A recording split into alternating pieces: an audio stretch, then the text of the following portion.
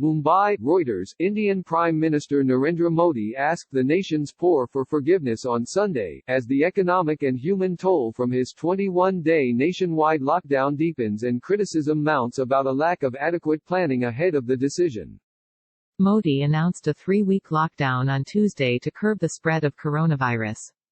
But the decision has stung millions of India's poor, leaving many hungry and forcing jobless migrant laborers to flee cities and walk hundreds of kilometers to their native villages. I would firstly like to seek forgiveness from all my countrymen, Modi said in a nationwide radio address. The poor would definitely be thinking, what kind of prime minister is this, who has put us into so much trouble, he said, urging people to understand there was no other option. Steps taken so far will give India victory over corona, he added. The number of confirmed coronavirus cases in India rose to 979 on Sunday, with 25 deaths. The government announced a $22.6 billion economic stimulus plan on Thursday to provide direct cash transfers and food handouts to India's poor. In an opinion piece published on Sunday, Abhijit Banerjee and Esther Duflo, 2 of the 3 winners of the Nobel Prize in Economics in 2019, said even more aid for the poor is needed.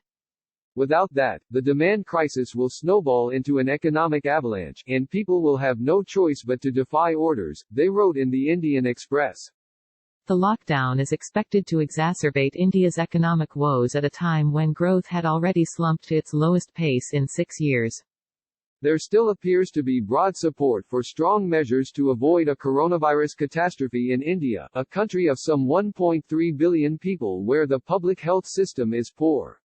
But opposition leaders, analysts and some citizens are increasingly criticizing its implementation.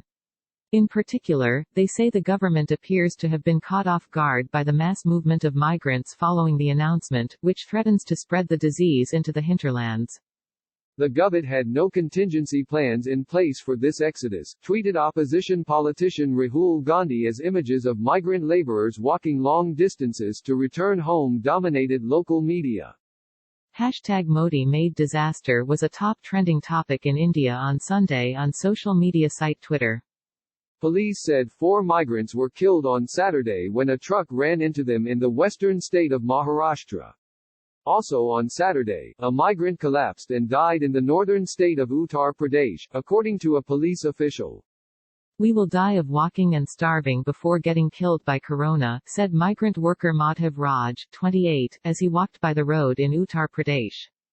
On Sunday, several hundred migrants in the town of Pipad, in southern Kerala state, gathered in a square demanding transport back to their hometowns.